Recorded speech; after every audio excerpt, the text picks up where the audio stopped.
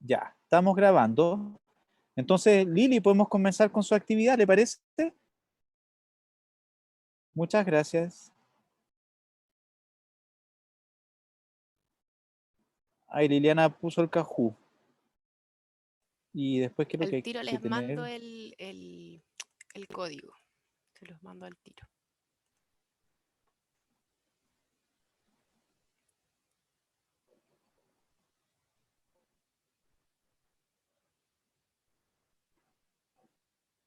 Recuérdenme, por favor, de que hablemos. Hay una información que envió la dirección de pregrado sobre el día 24 de junio. No, una vez que terminemos el cajú que dirige Liliana, hablemos por favor de ese día. ¿Mm? No, no, no, recuérdenme para que lo podamos discutir. Ya, ahí está el dato del el número, para que se conecten. Le tengo que permitir que comparta pantalla, ¿cierto, Liliana? Ahí Así sí. es. Ya, ahora estamos.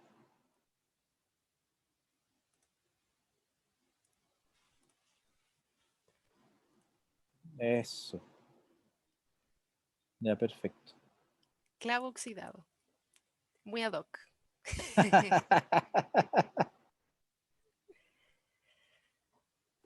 Citocromito, dualipasa. Tenemos un oxigrafito también.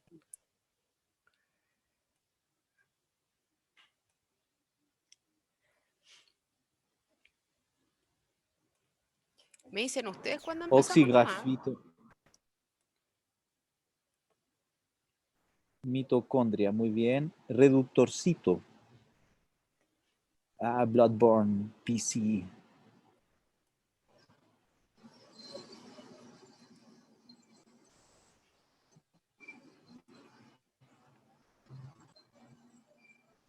Hay hartos buenos invitados, parece. Tenemos 30. Sí, tenemos 20. Y Hay Pablo, 18 qué raro personas. ese. Es la única persona que se llama Pablo. Ya, está bien. Tenemos 18 Martín le personas. está haciendo propaganda a alguien, aguante algo. Ya, ¿quién fue el de no sé qué? No sé qué es lo que significa eso. Profe, lo que pasa es que hoy día es la E3 de Nintendo y se supone que van a anunciar el nuevo personaje de Smash Bros. Entonces Sora for Smash es como publicidad para eso. Ah, yo ahí soy súper mal público, no entiendo nada de juegos de video, nada. Hace poquito fue la de Ubi No. también. Ubi también es un juego. Lili, ¿a usted le gusta jugar? Sí, pues, Ubisoft tuvo su, Sí. su, su presentación de juegos también. Y nuevas megas para el Pokémon, por favor. Eso no entiendo tampoco. Pokémon, bueno, Pokémon, sí sé qué es lo que es, pero megas no sé qué es lo que es. Uy, qué ignorante me siento. Remake de FE4.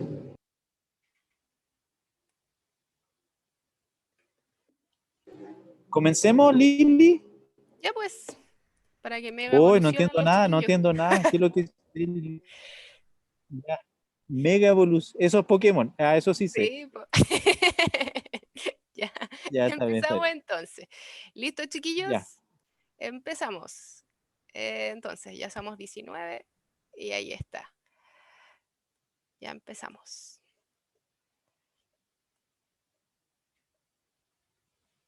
Pregunta de verdadero o falso.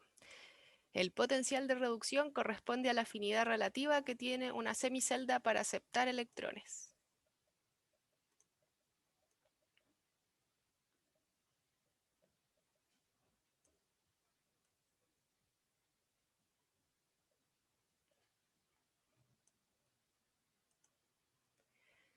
Tenemos, bien, 18 respuestas correctas. Sí, efectivamente, el potencial de reducción corresponde a la afinidad relativa que tiene una semicelda para aceptar electrones.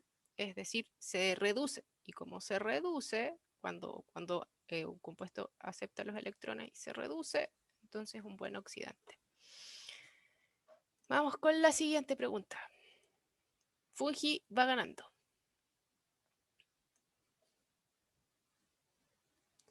Tengo que poner siguiente. Ya está, quiz. ¿La espontaneidad de una reacción redox se puede calcular? Sí.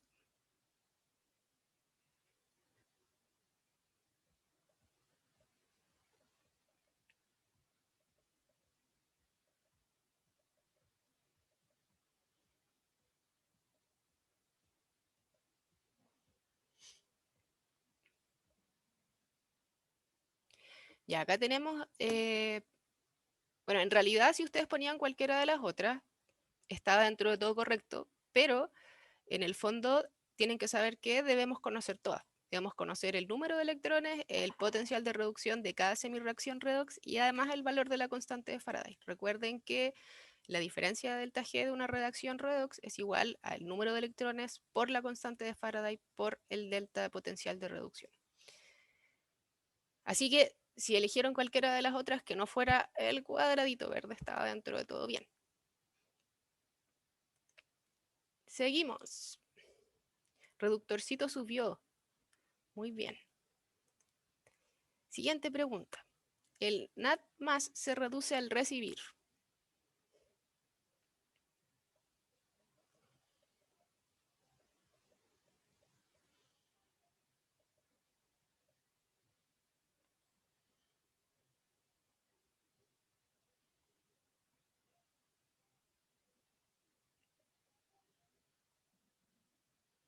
Y aquí hubo una diversidad grande de respuestas.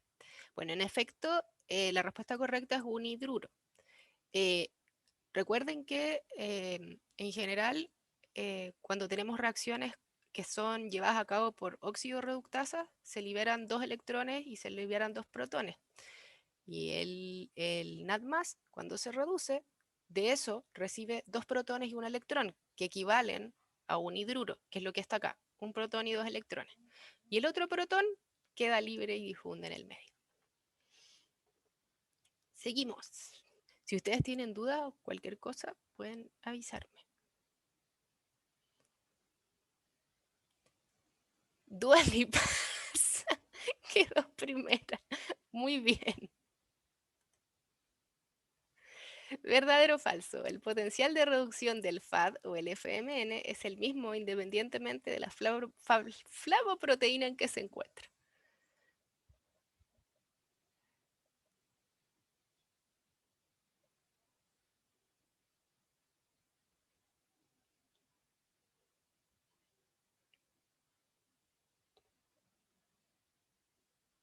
Ya, en efecto era falso, recuerden, y de hecho esto lo dijo un compañero de ustedes, que dependiendo de dónde se encuentre el carrier de electrones, que en este caso el FMN o el FAD actúan como cofactores, dependiendo de la proteína a la que se encuentran asociados, es decir, su entorno químico, su potencial de reducción puede variar.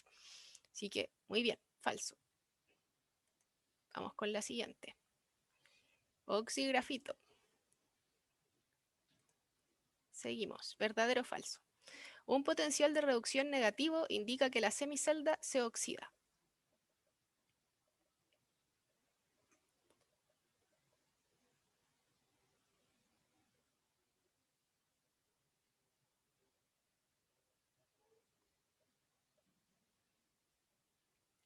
Entonces, verdadero. Recuerden que si nosotros tenemos un potencial de reducción negativo, quiere decir que se ceden electrones. Por lo tanto, si se ceden electrones, hay oxidación.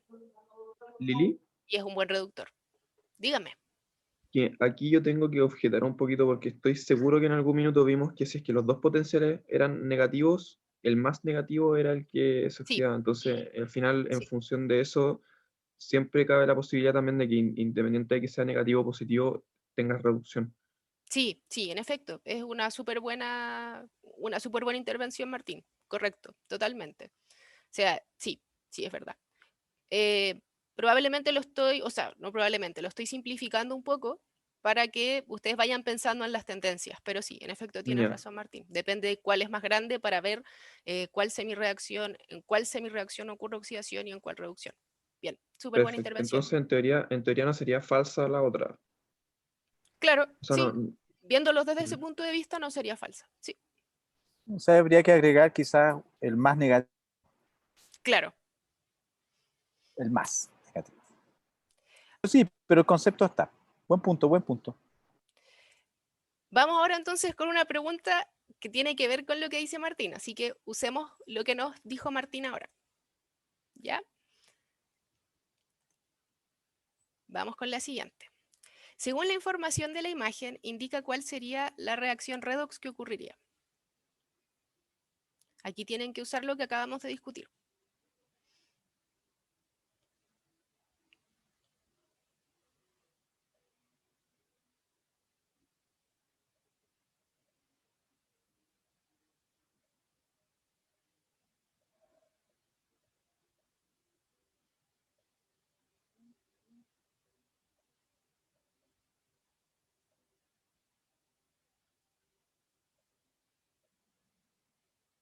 Y entonces, pues, esto sí, era la reacción número 2, que esto tiene un poco que ver con lo que decía, Martín. O sea, en el fondo acá ambos podrían ser negativos. Lo que importa es cuál es el más positivo y cuál es el más negativo. En este caso, el que tiene mayor potencial de reducción es el que está acá a la derecha, sería el más positivo. Entonces, el más positivo sería el que eh, recibe los electrones y por lo tanto se reduce, y por eso es la número 2, en el fondo se reduce. Tal vez en ese caso, y tomando la intervención de Martín, uno podría decir que hay que ver cuál es más positivo y cuál es más negativo, ¿sí? Pero si uno piensa en los extremos de la tabla, uno podría pensar en el positivo o en el negativo, ¿sí? Eso, chiquillos. Espero que les haya servido para repasar la clase pasada. Vemos el podio ahora y terminamos. Bien, Pablo, tercer lugar. El podio siempre es bueno, chiquillo. Y primer lugar, Y Magn. BJ. Muy bien. ¿Quién será Tenemos BJ? entre finalistas tenemos Vicente. Oxingrafito y Fungi. Súper bien, Vicente, ¿quién chiquillos. será? Que se GG. muestra el ganador. Ah, Vicente, yo creo. Buena bicho. Raya U. Ya, bien. Muchas gracias, Lili. Ok. Recuerden de... Sí, felicitaciones, por supuesto, Sofía. Qué divertido. ¿Quién es el que estaba tratando de marcar con la pantalla el botón? Yo. Qué divertido eso, ¿verdad? Pero ya. Ya, muy bien. A ver, listo. A ver, voy a poner el chat aquí. Voy a ordenar todo para poder... listo. Para que empecemos nuestra clase de... Ya, tenemos que hablar antes de que comencemos lo del 24. ¿Le llegó a usted un email o no de pregrado? ¿Sí? Ya. Claro. Entonces, según calendario, hoy es nuestra segunda clase de oxirreducción. La tercera clase es el jueves 17 de junio. Y luego teníamos programadas 2 clases de fotosíntesis, ¿no?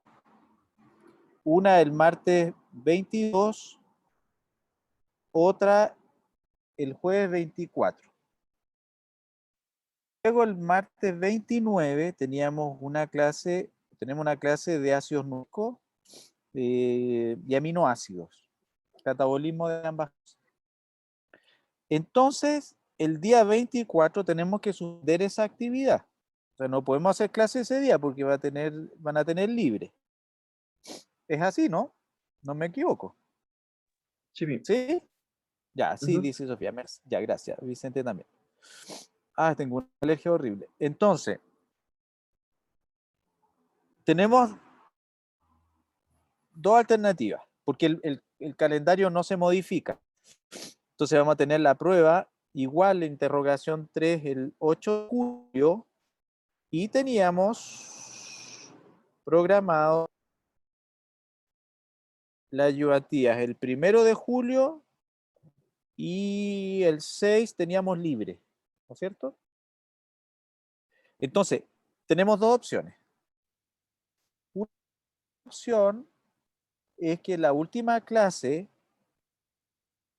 en vez de hacerla el día 29 de junio la realizamos el día libre que tenemos antes de la prueba.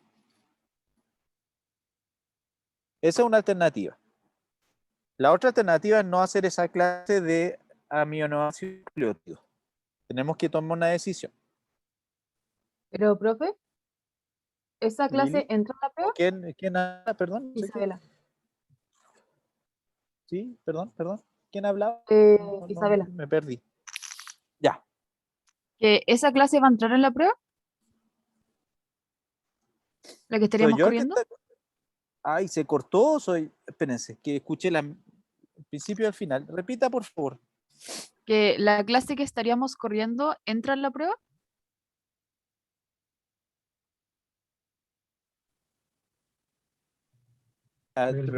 No entra porque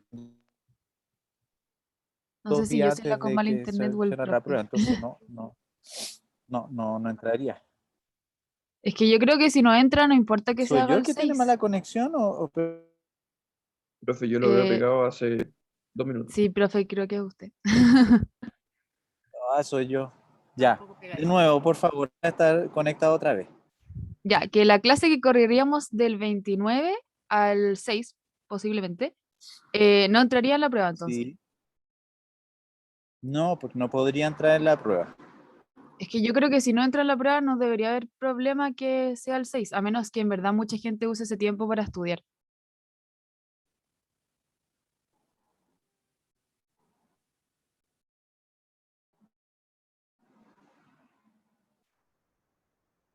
Tengo problema de conexión.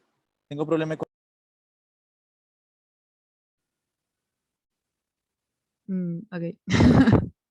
Sí, yo creo que apago la cámara Sí, para que no le para complique optimizar tanto. el internet. Sí.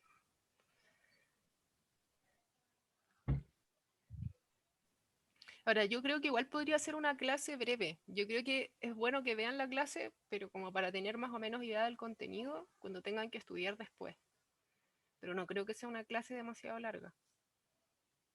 Sí, igual, cabres, yo creo que todos pongan opiniones como en el chat o no sé, Sí, prenden el micrófono, yo creo que como es para no bueno ser que la única opinen. que come.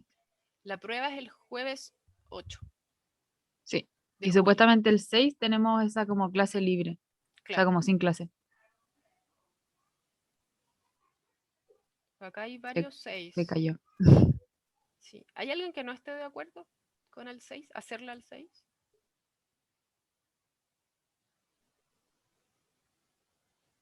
Igual yo creo que si alguien no está de acuerdo, no va a ir nomás, sinceramente. Claro, igual queda grabada si la necesitan. Claro. Lo ideal es que vengan siempre. ¿Ah? No, no quiere Ujú. decir que yo les esté diciendo que no vengan a clase. Pero si están muy complicados para estudiar, por último. Pero parece que en general están de acuerdo con el 6. Y yo creo que el profe igual en general respeta los tiempos de las clases. Ya, entonces, en conclusión, esa clase tampoco entra en el seminario. No debería. No. Ya, perfecto. ¿Esa clase va a ser de fotosíntesis? No, es una clase de metabolismo de aminoácidos y nucleótidos. Pero en el seminario entraría las 3 clases de oxidaciones biológicas y fotosíntesis. Y ahora Ok. sí. Y ahora sí. ¿Me escuchan ahora? Sí, Primera vez que se estamos. me Sí, cae el profe. internet de acá. A ver. Sí, en general le funciona Ay, súper lo bien, profe. siento. Esto Sí, he pegado, profe. no funciona bien y ahora está con problema. No sé por qué. Ya. ¿Me escuchan? Sí. Sí. Es que me escuchan Profe, o no. pruebe sin A ver. cámara. La cámara igual a veces quita más internet. Ya. Voy a apagar la. A ver. Up. Listo. ¿Ahora me escuchan mejor? Sí. Sí, bien. Ay, qué bueno, ya. Ay, ya. ¿El router o el modem? Bueno, intentemos así. Ya. Entonces, ¿les parece si hace el día 6 de julio? En general acá hay hartos profes que están de acuerdo. En Mm, general ha habido buen quórum para el 6. O sea, la desconexión. Entonces, si hacemos la clase el 6, eso no va a entrar en la prueba. pero al menos la materia la podemos conversar. Entonces Ujú. hacemos eso. Vamos a modificar solamente la clase o sea, vamos a correr la clase de fotosíntesis al martes siguiente. Hacemos la actividad de Lili, que es el 1 de julio, y luego el 6 hacemos la clase de aminoácidos y ¿cómo se llama? Y, Nucleótido. ay, perdón, es que estornudé. Perdón, estoy con una alergia galopante. Ya. Igual me conté para saber si que no fuera positivo a COVID, pero no, es solo alergia. Ya, eso hacemos. Le mando de todas maneras un email para dejar todo en regla. ¿Ok? Si hay ruido raro por mi nariz, lo siento. No puedo hacer otro. Y con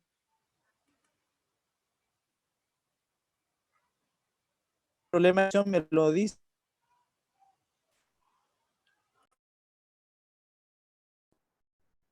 por favor.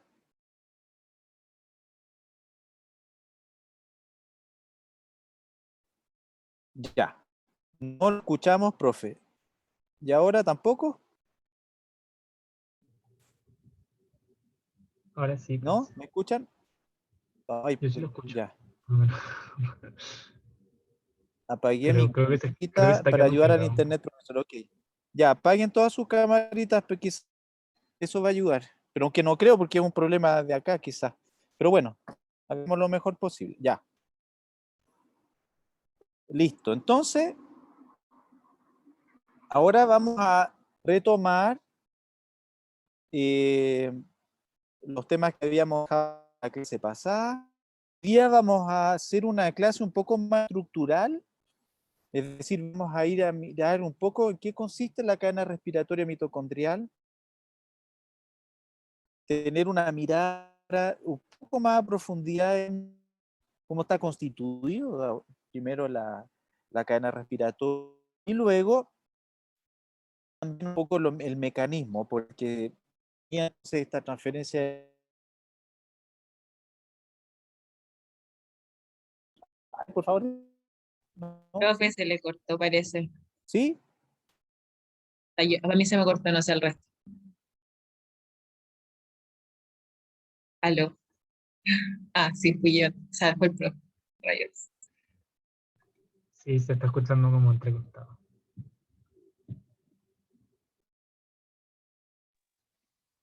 Yo creo que fue a arreglar el internet.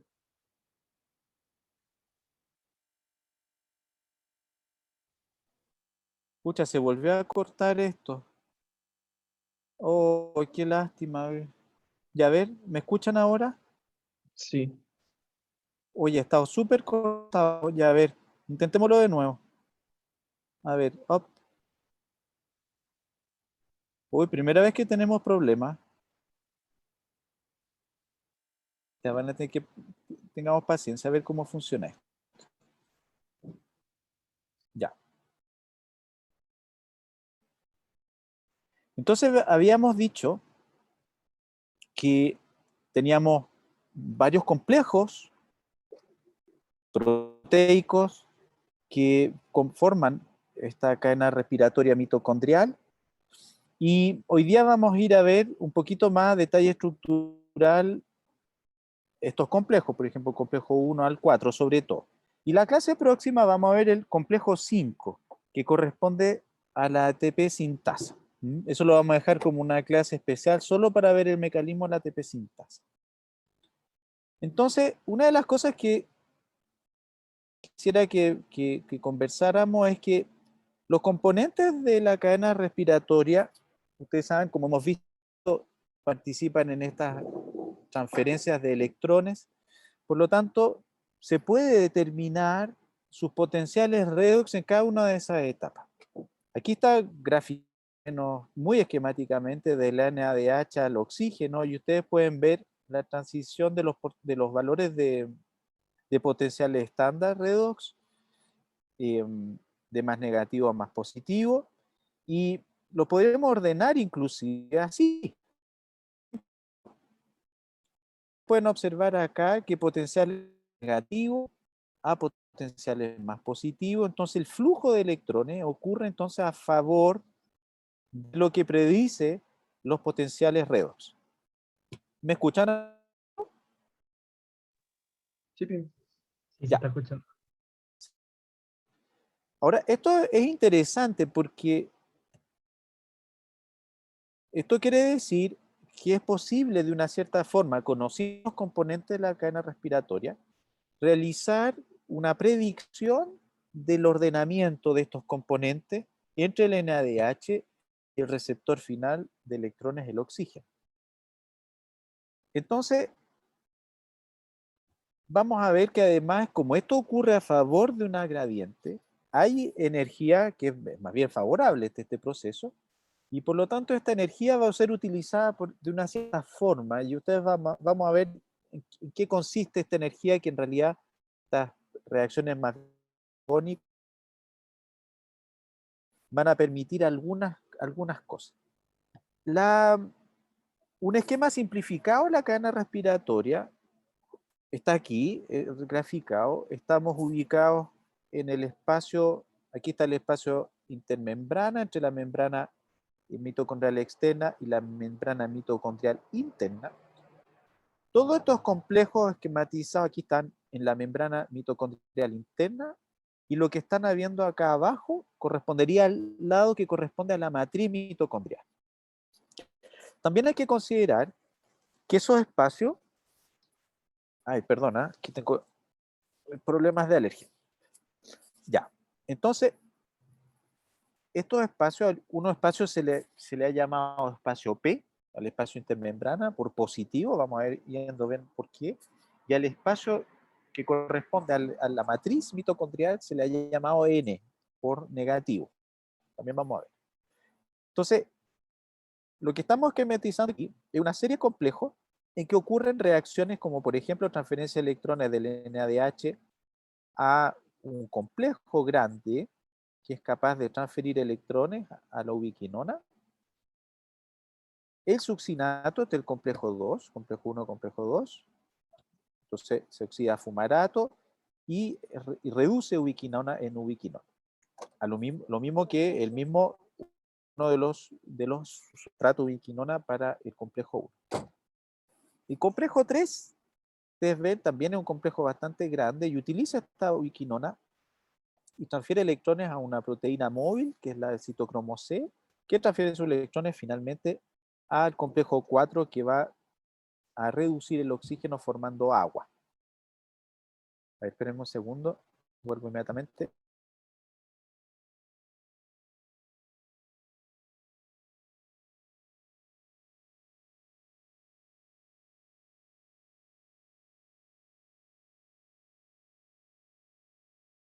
Ya volví, tengo problemas técnicos de salud también. Ya, a ver, y si pongo la cámara, a ver.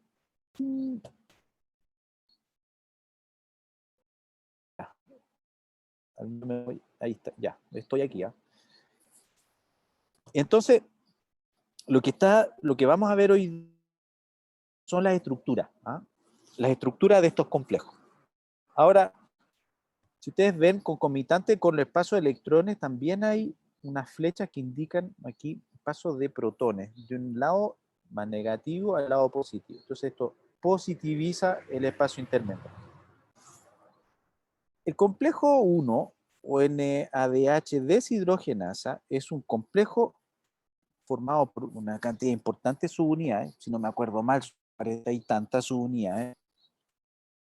Y este complejo es el responsable entonces de recibir los electrones desde el NADH.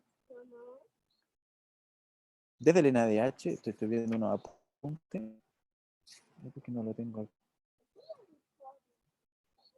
Ya, desde el NADH a la ubiquinona.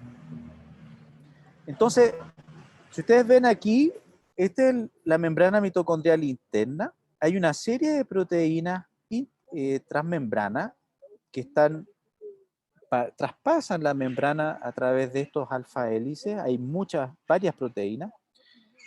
Y hay proteínas que están mirando al lado de la matriz mitocondrial. Este es el espacio de membrana. Si ustedes ven, son complejos bastante grandes. De ancho son 7 Armstrong por 190, más o menos de largo. Para que ustedes tengan una idea, en términos de Armstrong, ¿cuánto mide un enlace carbono-hidrógeno, por ejemplo? Quiero solamente saber si tienen una idea. ¿Cuánto mide el largo un enlace carbono-hidrógeno? ¿Quién quiere responder? ¿Está el chat ahí dando vueltas? No, a ver el chat. Ah, si los transfiere se el estado oxidado. Uy, había un montón de cosas escritas acá. ¿Me escuchan? Sí, profe. Sí, profe. Vamos aquí. Ah, tenía un montón de cosas escritas. Espérense, no lo había visto. Me dice Martín, ¿por qué? A ver. Profe, la duda era porque por algo que yo puse, que en el esquema anterior me pareció raro que la Q estuviera solo como Q, cuando aquí, en este paso, si puedo rayar permiso, aquí el Q ya se redujo por el 1 y el complejo 1 y 2, y según yo debería estar como QH2. Ah, Me pareció sí, raro y por quería supuesto, esta es consultar una eso. simplificación esquemática. Sí, No, pero pero mi duda es si sí, está está bien muy lo que bien. digo. Mi duda es si está Está bien perfecto planteado lo lo que que usted digo, me dice. estoy confundiendo. No, lo está diciendo muy bien. Lo que pasa es que este es un esquema extremadamente simplificado. Fíjese que el citocromo tampoco hacen diferencia si está reducido o oxidado. Es Ah, solo verdad. ulequinona. ¿Se fija? No, no hay problema, sí está bien. Es una simplificación esquemática. Ya. Ya. ¿Y esa era la duda? Parece que, ¿o no? Sí, por eso Sí, estábamos parece que eso como es todo. debatiendo un poco, pero sí era eso. De si el esquema estaba Sí, bien está bien. planteado o estaba muy simplificado. Es un esquema muy simplificado. Definitivamente. Pero correcto. Entonces era el largo enlace carbono-hidrógeno. O sea, yo me acuerdo que eran como 100 picómetros, pero no me acuerdo si eso era un Armstrong o ¿Cuánto? menos. ¿Cuánto? Sí, es un Armstrong, un poquito más de un Armstrong, para que ustedes más o menos tengan una idea. Es un enlace carbono menos un Armstrong, una cosa así. Y creo que un carbono-carbono es algo así como 1,5 Armstrong. Entonces estamos hablando de 190 Armstrong de largo por 120, para que ustedes se den cuenta más o menos de la magnitud. Entonces, este complejo, ustedes saben, cataliza, entonces recibe electrones del NADH. Entonces, ¿dónde los recibe? ¿Y cómo se transfiere? Ahora, esta proteína tiene, o sea, este complejo tiene más o menos 8 proteínas hierro-azufre que participan en la transferencia de electrones. Y además posee un sitio de unión, ¿cierto?, para el NADH. Entonces el sitio de unión del NADH está, por supuesto, mirando el lado de la matriz mitocondrial. Van a ver después que eso hay que tener cuidado porque, bueno, de ahí lo vamos a ver después. Y en este proceso, entonces, de transferencia, el NADH se oxida y entrega electrones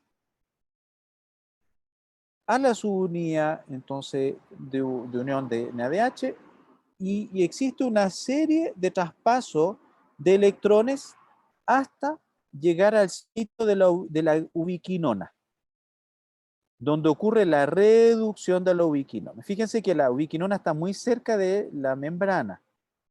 Ahora, concomitante con esto, con el traspaso de electrones del NADH a la ubiquinona, existe una serie, fíjense, esto ocurre en función de la, a favor del potencial de reducción, si ustedes quieren, y concomitante con esto, la energía que se utiliza o que se disipa, porque estas son reacciones más bien exergónicas, a favor, acuérdense, de los potenciales redes, existe una energía que va a ser utilizada para generar pequeños cambios conformacionales que en el lado de la proteína que está embebida en la membrana va a permitir el paso de electrones, de protones, perdón. Entonces este es el lado de la matriz mitocondrial, el lado N, y este es el lado del espacio intermembrana, que se va a hacer más positivo, más negativo la matriz, más negativo el espacio intermembrana. Ahora, sin mirar las diapositivas, yo quisiera que alguien, por favor, imaginara cómo es posible que los protones se trasloquen de un lado a otro.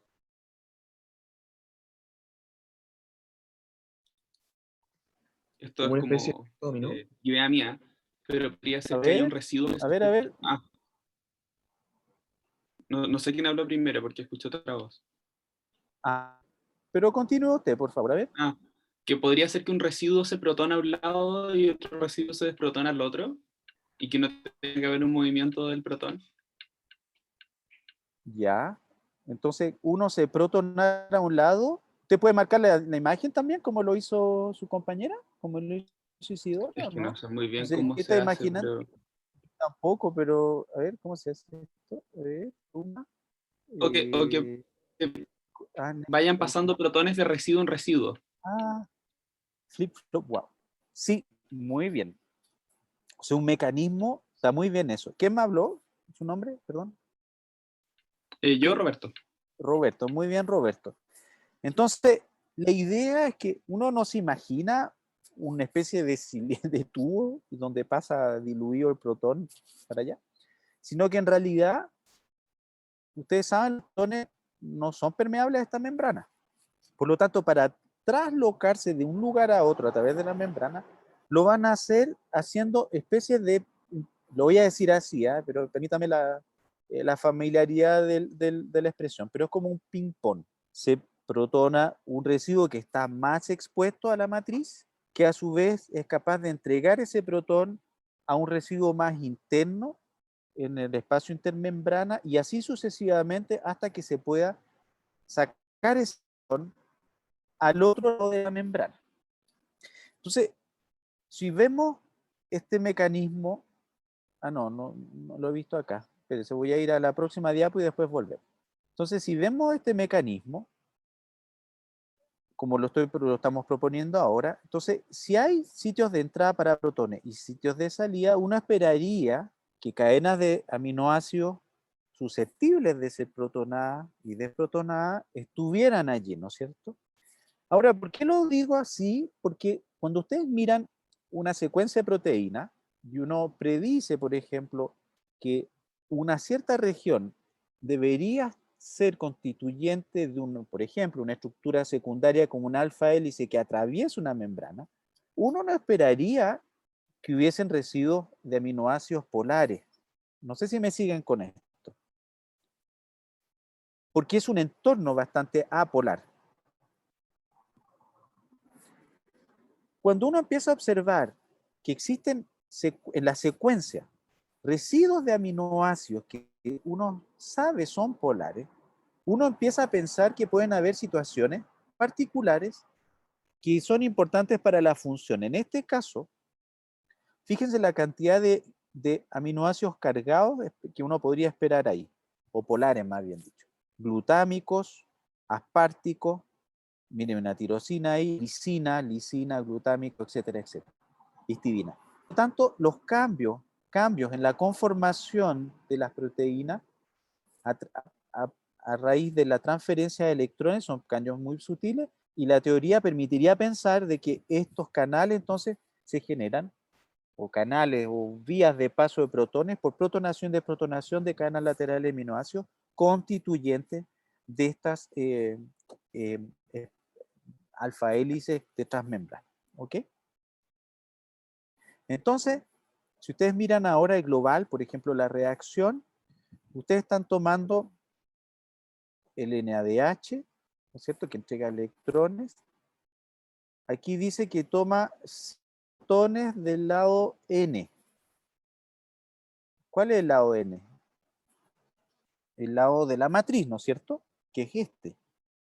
Pero estamos viendo solo 4 protones. ¿Qué es lo que está pasando aquí? ¿Por qué hay 4 protones aquí? ¿De dónde viene el quinto protón? del ubiquinol. ¿De dónde? Ubiquinona, no me acuerdo cómo se llama. A ver, vamos a bajar de la ubiquinona. Veamos aquí, volvamos acá. Miren.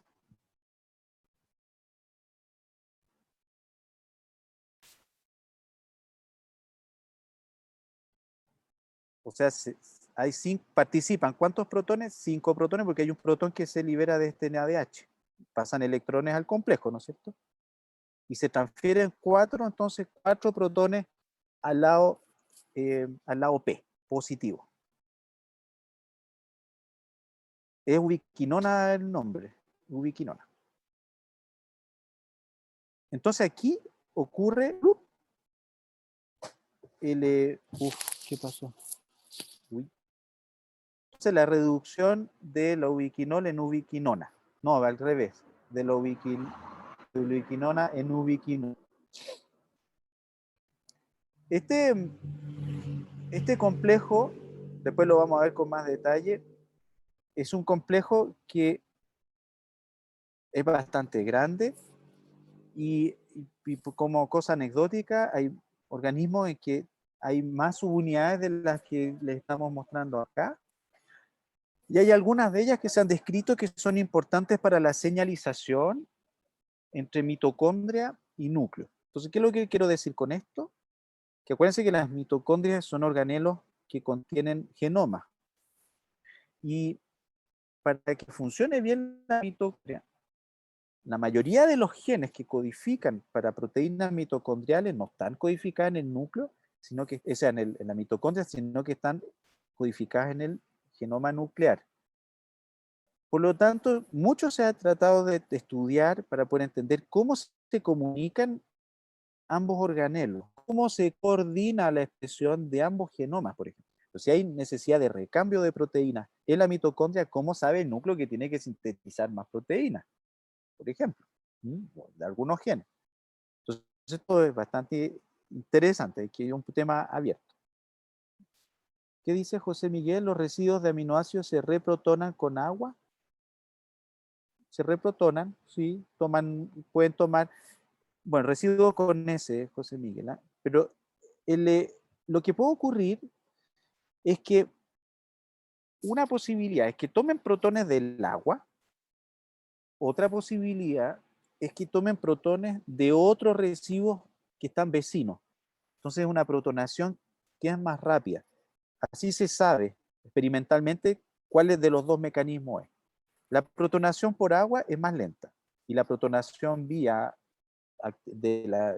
por protones venidos de la misma enzima cercano o de la misma proteína son mucho más rápidos. Entonces, si uno toma, por ejemplo, agua deuterada e incuba las proteínas que han estado en agua no deuterada, uno puede saber, por ejemplo, a través de alguna medición por RMN o qué sé yo, de dónde proviene ese protón. Pero eso es un nivel de detalle que no vamos a ver ahora, pero conceptualmente sí, puede ser del agua como de óxido de la proteína. Hola, José Miguel. José Miguel, ¿sí? Ya, súper. Entonces, espérense, déjenme ver qué hora es, porque no tengo que programar, como con todo el periplo que tuvimos al principio, ya. Entonces, ojo que entonces tenemos que este complejo, el complejo 1, electrones del NADH, es capaz de reducir ubiquinona a ubiquinol y concomitante con eso, también bomba de protones, es decir, transfiere protones a un lado de la membrana, en este caso al lado del espacio de intermembrana. El complejo 2 es un complejo muchísimo. Este complejo es un complejo que está constituido solo por 4 subunidades. Yo se lo he mostrado en otras clases, en la clase anterior en el ciclo de Krebs. En el ciclo de Krebs este complejo participa, ¿no es cierto?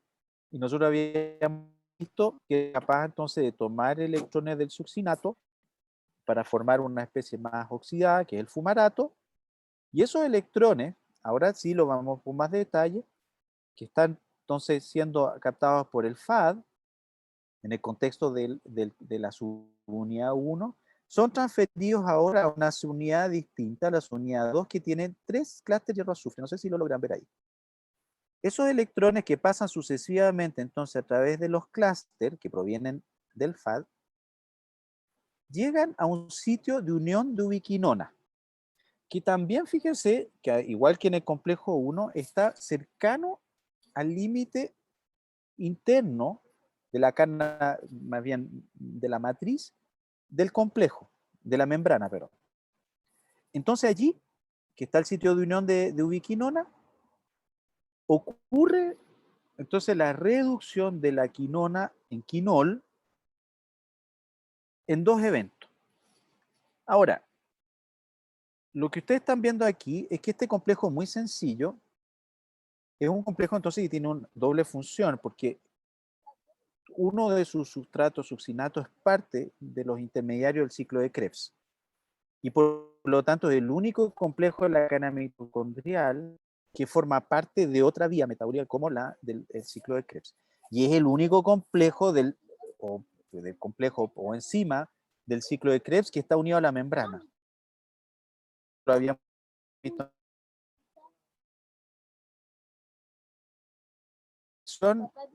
Es succinato para formar fumarato y la concomitante entonces reducción de ubiquinona para formar ubiquinol. Ahora, lo que sí hay que destacar de que este complejo no hace el transporte o la translocación de protones desde la matriz mitocondrial al espacio intermembrana. Esto no lo hace, el complejo 2 no hace, no es una bomba, a diferencia del complejo 1 que hemos visto hasta ahora. Ahora, lo interesante es que ambos complejos, complejo 1 y complejo 2, utilizan sustratos distintos, pero uno de sus productos es la reducción de ubiquinona en ubiquinol. Por lo tanto, ambos participan en algo que se llama el pool de ubiquinol o el pool Q en la membrana. Ambos participan y son 2 vías de entrada, ¿se fijan? Entonces, la subunidad A, que es el lugar donde ocurre la unión de succinato, tiene este grupo prostético FAD y por lo tanto se le llama la flavoproteína. La proteína hierro-azufre que contiene los 3 clústeres hierro-azufre que tiene este complejo, entonces la subunidad B o subunidad hierro-azufre. Y tiene 2 subunidades que son proteínas de membrana que tienen 3 alfa hélices que van a anclar el complejo a la membrana mitocondrial interna. Entonces, nuevamente, ¿hacia dónde está mirando la subunidad, la flavoproteína del complejo 2? Hacia la matriz mitocondrial. Aquí ustedes ven, por ejemplo, un sitio de unión de ubiquinona en el contexto de estas 3 subunidades. Ahora, aquí o aquí cerca hay otro grupo hemo, este grupo hemo B. Pero este grupo hemo B no participa aparentemente en la transferencia de electrones. Pero cuando se mutan o hay mutaciones cercanos a la unión del hemo, se generan una cierta serie de problemas que se conocen como deficiencias en esta enzima y que generan problemas importantes de salud, que son problemas hereditarios. No vamos a entrar en detalle, pero aun cuando es solo para pensar, para decirles que la estructura o la conformación de este sitio de unión de la ubiquinona es por lo tanto importante. Y este grupo hemo por algún motivo participa, pero no necesariamente en la transferencia de electrones. Profe, una pregunta. Sí, adelante. Esta proteína y la anterior, o sea, el complejo 1 y el 2, los dos tienen una serie de complejos de clúster hierro-azufre por los que los electrones pasan del uno al otro. ¿Es Así es. necesario que pase por ahí y no puede ser directa la transferencia? ¿Por qué no puede ser directa la transferencia a dónde, Roberto? Por ejemplo, desde en el anterior o en este, desde donde se oxida aquí? FAD o NADH, pasar Sí, directo a la ubiquinona. No sé si me explico, porque ya, tienen que súper. conducirse a través de los clústeres de hierro-azufre. Eso es lo que no entiendo. Ok, a ver, a ver. ¿Qué piensas? Mira, aquí está. Está el sitio de unión ubiquinona, de ubiquinona, perdón, del NADH. Y hay una serie de transferencias de electrones, ¿no es cierto? Cada evento de transferencia de electrones hay un poco de energía que se disipa. Todas son reacciones exergónicas, están a favor de la gradiente energética. Cada vez que ocurre cambios sutiles en el espacio donde están estos electrones, esta energía es utilizada para transferirla a través de esta unión, de esta serie de subunidades, a este brazo que está embebido en la membrana mitocondrial interna, y estos pequeños cambios conformacionales permiten el paso sucesivo de protones. Entonces, yo tiendo a pensar, porque no tengo una respuesta por qué la evolución ha hecho esto, pero yo creo que explicándolo al menos a través del mecanismo puede ser una buena forma de responder a su pregunta, de que hay sucesivas pasos de electrones que permiten entonces usar esa energía para pequeños cambios conformacionales. Así lo veo yo, lo que le puedo decir. Entonces, de una forma, ¿Sí? claro, ya. Pero y en el caso del complejo 2, en el que no hay una translocación de protones, ¿para qué se Sí, estaría usando esa energía? Porque igual hay complejos hierro-azufre. así es, pero esa energía probablemente se disipe. Y una de las cosas que yo sé es que se hipotetiza que cuando hay transferencia de electrones a partir del FAD, por aquí en el complejo 2, estamos a través de los electrones, una de las cosas que hay que evitar es que haya pérdida de electrones. Entonces, por ejemplo, una de las cosas que puede ocurrir, que sí pueden ocurrir cambios conformacionales, pero se fija que aquí todo sobreusa una sola subunidad. Las otras son bastantes subunidades. Aquí todos los clases están en una sola subunidad. Por lo tanto, los cambios conformacionales que puedan ocurrir acá, que son más restrictivos quizás, hay que evitar que haya disipación. Entonces, por ejemplo, este grupo hemo es muy probable que participe tratando de evitar disipaciones de radicales, porque el complejo 1 es el complejo 2 es uno de los complejos que produce bastantes radicales. En realidad. Usted sabe, los radicales son medio complicados. Ahora, esa es la explicación que yo le puedo dar. Ahora, evidentemente que hay una respuesta evolutiva en esto. Se ha seleccionado esta situación para que ello ocurra. También, ¿le parece por ahí la respuesta? Sí, sí, súper interesante. Súper. Interesante, pero es que la pregunta es muy interesante, pero la verdad es que responder una pregunta de por qué, eso es siempre un desafío muy grande. Yo lo que sí le puedo tratar de explicar siempre es lo que yo sé respecto al mecanismo. ¿Se fija? Pero el por qué se ha seleccionado eso y por qué no es más fácil.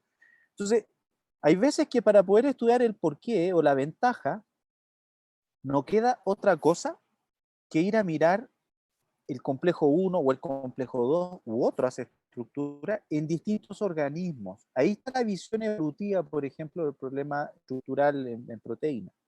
Cuando uno dice, por ejemplo, a ver, pero yo le voy a poner un ejemplo, a ver, el complejo 2 de la cadena respiratoria, la succinato de deshidrogenasa, tiene solo 4 subunidades.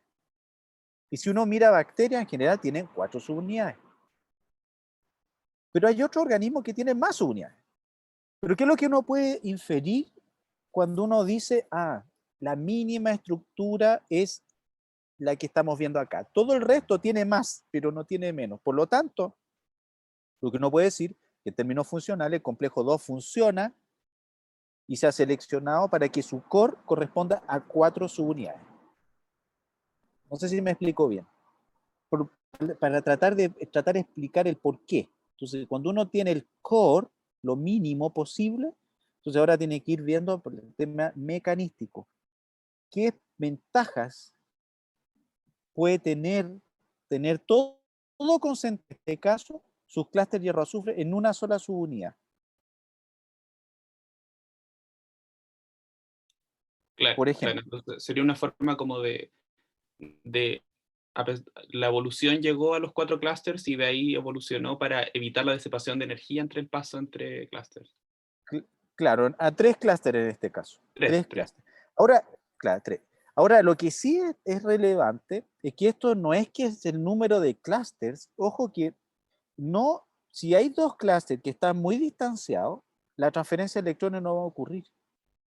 Tiene que haber una distancia que creo son, a ver, voy a revisarlo porque creo haberlo anotado en alguna parte, que no es trivial, ¿ah? No puede haber una distancia tampoco tan larga. Y no me acuerdo en este minuto. Puede que aparezca en el texto, si no yo se lo puedo decir para la próxima clase. Pero no me quiero aventurar a dar un nombre. Ya está, sí. No más de 11 Armstrong para que la transferencia de electrones sea eficiente. Entonces, Roberto, se fija que aquí dentro de su pregunta hay que empezar a poner varias cosas en la ecuación. ¿Por qué 3 clústeres? Y no 2 o 4. Entonces, el tamaño de la proteína, su conformación hace que se ha seleccionado una conformación con 3 clústeres de hierro azufre que permite tener una distancia no mayor a 11 Armstrong entre cada uno de los clústeres. ¿Qué es lo que ocurre si usted distancia 2 clústeres de hierro azufre? ¿Quién se le ocurre? A ver. ¿La idea del complejo 2 es traspasar electrones a otros complejos de membrana? No, José Miguel. La idea no es pasar electrones a otro complejo. Lo que está haciendo al revés, que no se vayan esos electrones. No sé si me explico bien con esto. ¿Qué pasa si ustedes distancian estos clústeres? Clúster 1 y clúster 2, lo distancia más de 11 Armstrong. Puede que exista una disipación de energía y por ende no existe un cambio conformacional. Ahora, el cambio conformacional en este caso del complejo 2 no sé si es tan relevante. En el caso del complejo 1 sí. Pero si no están a una distancia cercana, como dice bien Ricardo, puede haber disipación y esos electrones se pierden. Y se pueden perder como, no sé, de distintas maneras, entre ellos inclusive el superóxido. Entonces, la evolución ha hecho esto. Yo no tengo mucha respuesta del por qué, lo que sí uno ve la consecuencia mecanística, es mucho más fácil tratar de relacionarla así. ¿Cómo se quiere evitar que los complejos pierdan sus electrones? José Miguel, se quiere evitar que los complejos pierdan electrones. Por supuesto. A ver, trate de hablar, José Miguel. Ponga su micro, por favor. Es que no me quedó muy claro la función del complejo 2. O sea, ¿cómo se relaciona con los otros complejos? Si es que este complejo... Eso lo vamos a ver. Lo vamos a ver. Lo que sí, hasta el momento, lo que hemos visto es que el NADH entrega electrones al complejo 1 y esos electrones, ¿dónde van? Van a reducir a la ubiquinona presente en la membrana, ¿no es cierto? Para formar ubiquinol. Entonces, mientras más NADH, más ubiquinol, se enriquece la membrana con ubiquinol. Por lo tanto, el complejo 1 no está entregando electrones al complejo 2, sino que está afectando el pool de quinona en la membrana. El complejo 2 toma electrones ahora del succinato, que está en la matriz mitocondrial, ¿no es cierto? Y esos electrones los transfiere también para afectar el pool de ubiquinol, y de ubiquinol a ubiquinol. Por lo tanto, por el momento, no hay transferencia de electrones a otros complejos.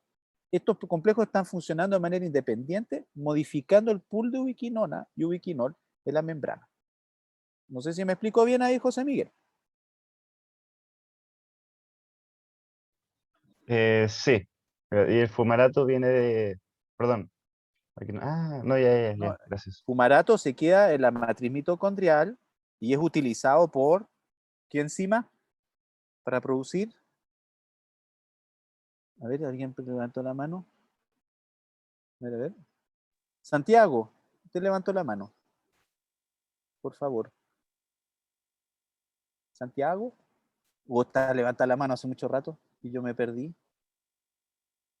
Sí, claro. Muy bien. Santiago. ¿No?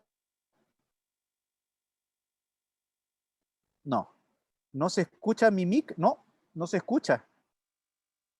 Pero aquí parece que, aquí dice que está conectado, pero no lo escuchamos. Escriba su pregunta, si es que no es muy difícil.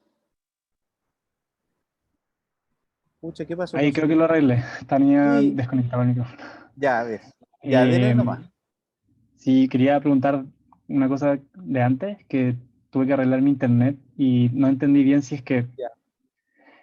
el succinato en la flavoproteína se oxida, ¿cierto? Y esos electrones se los transfiere a FAD Al FAD. y luego el Y FAD del a los FAD, tres H2, hidroxilos, FAD H2. así es. Ya. Sí, y Entonces del como FAD dependiente H2, uno entonces, del otro. o sea, si no hay entrega de electrones desde el succinato, no hay transferencia de electrones en el complejo 2. Ya, eso quería saber. Y en el complejo 1 usa NADH, el sustrato. Si no hay transferencia desde el NADH al complejo 1, no hay tampoco transferencia de electrones. Ya, Entonces, entiendo. Gracias. ya, interrúmpame nomás cuando quieran, de nada.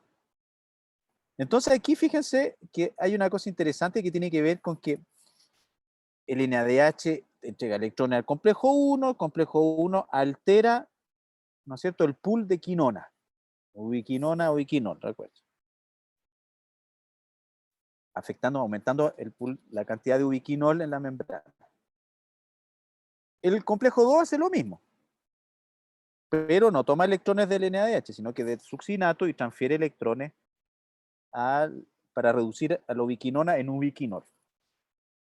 Pueden haber otros mecanismos por los que se puede mejorar o acumular, mejor dicho, ubiquinol, o sea, la forma reducida de ubiquinona en la membrana, que es a través, por ejemplo, de una glicerol 3-fosfato deshidrogenasa que está ahora por el espacio intermembrana, que es capaz de utilizar glicerol 3-fosfato y utilizar entonces sus electrones para transferirlo a través del FAD, de esa enzima, de esa deshidrogenasa, y reducir ubiquinona en ubiquinol.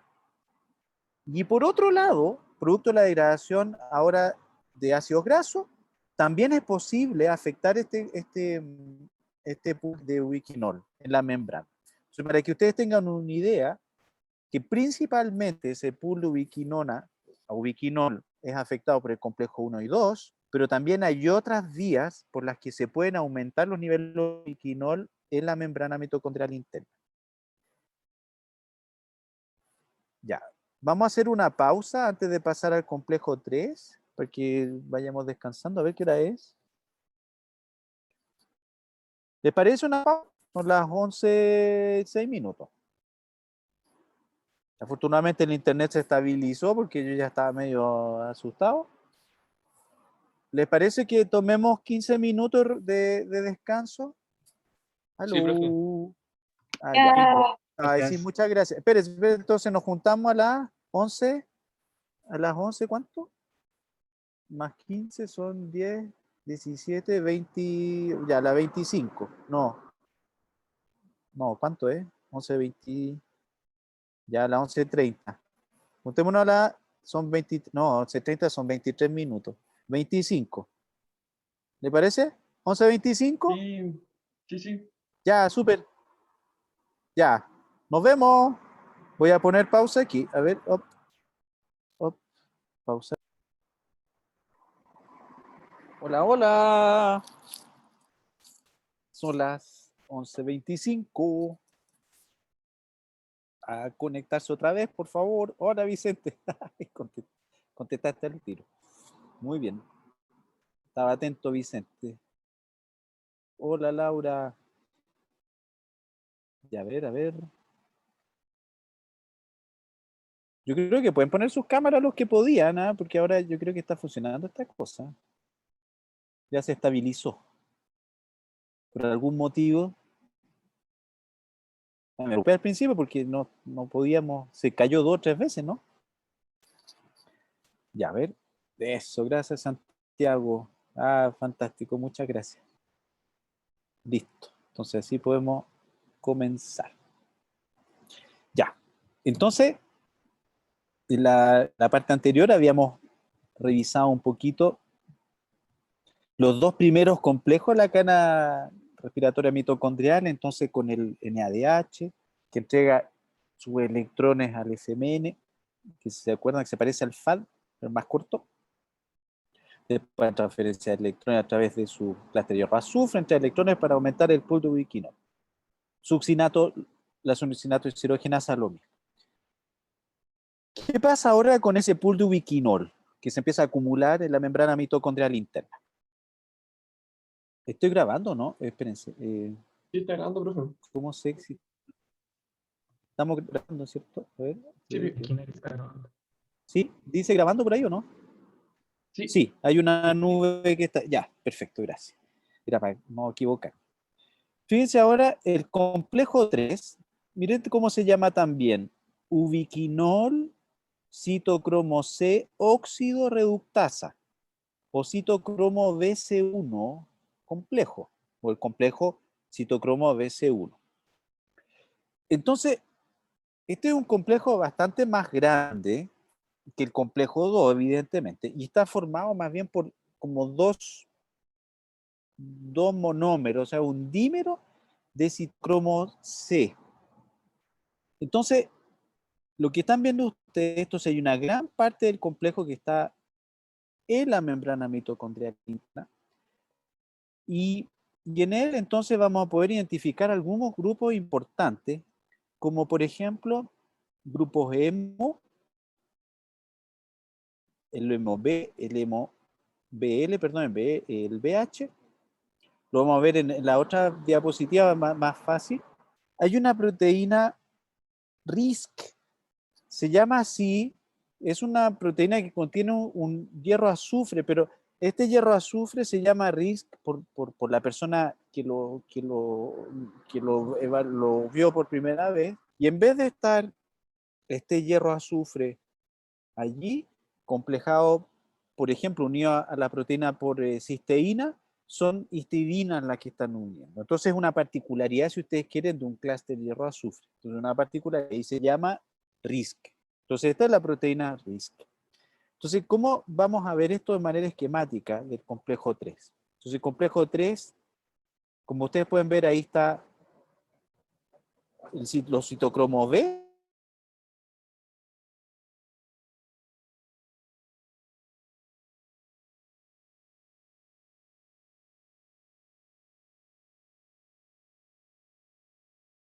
El profe se quedó pegado, está esperando a que le respondamos. Está pegado. Ah,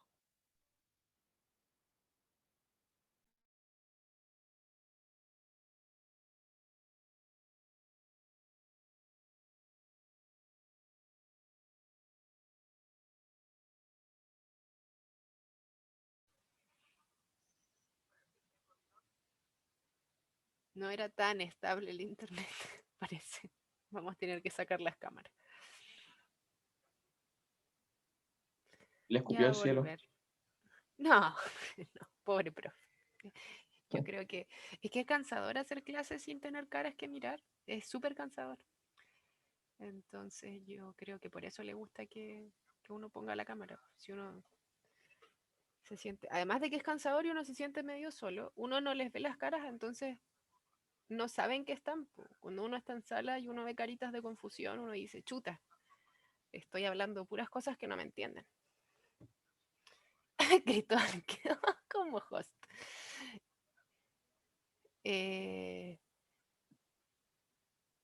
Sí, dale, pausa.